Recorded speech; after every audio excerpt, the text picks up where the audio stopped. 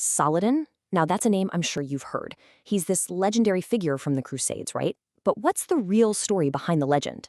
Who was this man who was so revered in the East and, believe it or not, deeply respected in the West?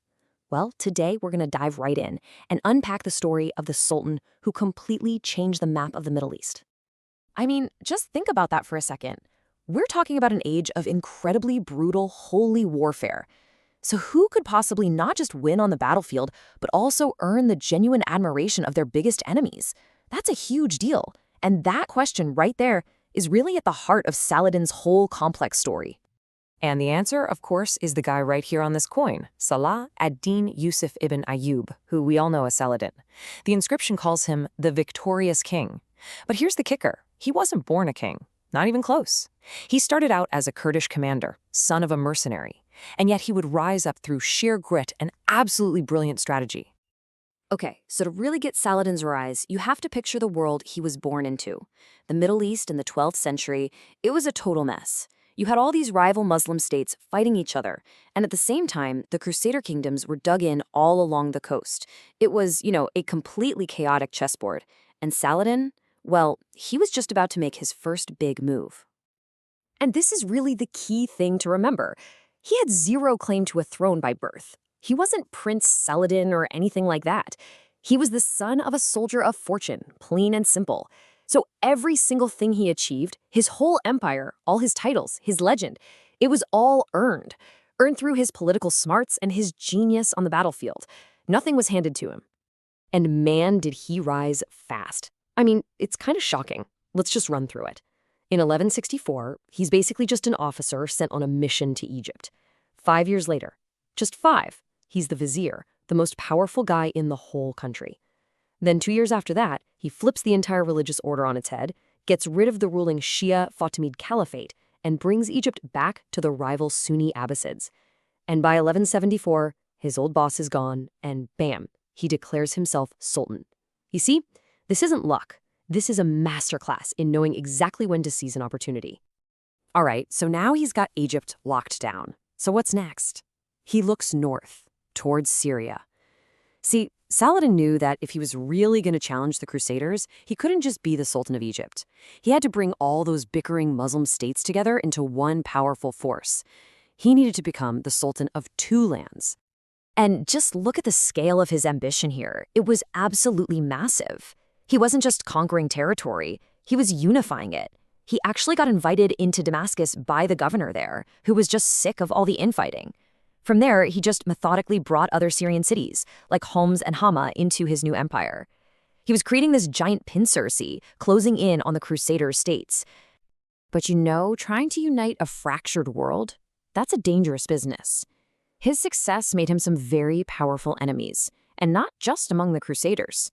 He survived not 1, but 2 separate assassination attempts by the notorious Order of Assassins. They saw his consolidation of Sunni power as a direct threat. I mean, in one of these attacks, an assassin literally got into his tent and went for his head with a knife. He was only saved by his chainmail coif. Crazy stuff. So after he's beaten his rivals and, survived assassins trying to kill him, he gets the ultimate prize. The Caliph in Baghdad, the spiritual head of Sunni Islam, officially recognizes him. This title, Sultan of Egypt and Syria, wow, that was everything. That gave him the official stamp of approval, the legitimacy he needed to lead the entire Muslim world in a holy war, a jihad against the Crusader Kingdoms. And that brings us to the main event, the campaign that would define his entire life and cement his legend. With a united empire at his back, Saladin was finally ready to go for the one thing he'd been working towards for more than a decade, taking back the holy city of Jerusalem. So the key that unlocked Jerusalem was the Battle of Hattin. And what a battle it was. This was a strategic masterpiece. Saladin basically tricked the entire Crusader army into marching out into the desert, he cut them off from their water supply, and then he just annihilated them. This wasn't just a win, it was the complete and utter destruction of the Crusader Kingdom's military power. After Hattin, Jerusalem was wide open. And at Hattin, Saladin also delivered some very personal justice. One of the leaders they captured was this guy, Reynald de Chatillon. He was a Crusader lord who was notorious for being cruel and for constantly breaking truces to attack pilgrim caravans. Saladin had actually sworn an oath that he would kill this guy with his own hands for all his crimes. And after the battle, he did. It was a pretty stark message about honor and what happens when you break your word. Okay, and this next part is so important for understanding Saladin's legacy. Just compare the two captures of Jerusalem. When the First Crusades took the city back in 1099, it was a bloodbath. They massacred pretty much everyone. But when Saladin retook it in 1187, his approach was completely different. He offered terms. If you could pay a small ransom, you were free to go, take your stuff with you. He even let thousands who couldn't pay go free anyway. This was a level of mercy that just absolutely stunned the Christian world. Now, the fall of Jerusalem sent absolute shockwaves across Europe. It immediately kicked off the Third Crusade, and this crusade brought a brand new and very formidable opponent to the Holy Land, King Richard I of England, who you probably know better as Richard the Lionheart. What happened next was, well, it was one of the most legendary rivalries in all of history. And this is what makes their whole conflict so fascinating. Don't get me wrong, it was a brutal war. But underneath all the fighting, there was this incredible, deep-seated mutual respect. I mean, here you have Richard, a guy not exactly known for handing out compliments, admitting that Saladin was the greatest leader in the Muslim world.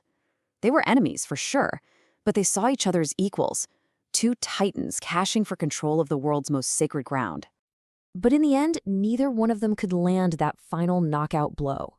Richard won some huge battles, like the one at Arsuf, but he could never quite retake Jerusalem. And Saladin couldn't drive the Crusaders completely out of their coastal cities. Both sides were just exhausted. So what did these two great rivals do? Something pretty remarkable. They cut a deal. The Treaty of Ramla was a practical peace.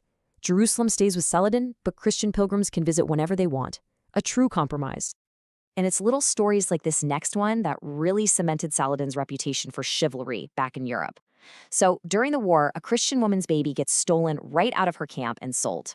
Someone tells her she should appeal directly to Saladin, and she does. And he was so moved by her grief that he used his own money to buy the baby back and give it back to its mother. I mean, that act of compassion, it became legendary. So, the battles are over, the treaties are signed. What's left? Why are we still talking about Saladin today? Why does his name still echo through history in both the East and the West? Let's take a look at the legacy he really left behind. Let's start with a number. 1. That's how many gold coins were found in Saladin's personal treasury when he died. 1 piece of gold and about 40 pieces of silver. That's it. After a lifetime of ruling this massive empire, he had given pretty much all of his personal wealth away to his subjects. He didn't even leave enough behind to pay for his own funeral. Think about that. Yeah, Saladin died of a fever in Damascus in 1193, not too long after Richard the Lionheart sailed back home. He was buried in this simple mausoleum, which you can actually still visit today. It's a surprisingly quiet end for a man whose life was just constant warfare and empire building. But his impact? Oh, it's still visible today, absolutely. The Eagle of Saladin is still this incredibly powerful symbol of leadership and pan-Arab unity.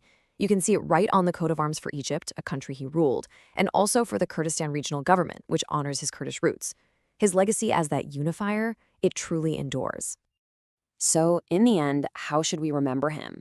Was he a pious hero of Islam, a ruthless conqueror who built an empire on the battlefield, or a pragmatic unifier who brought some semblance of order to a really chaotic world?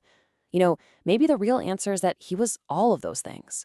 His story is just this powerful reminder that history's biggest figures are rarely simple. Their legacies are almost always as complex as the world they helped to shape.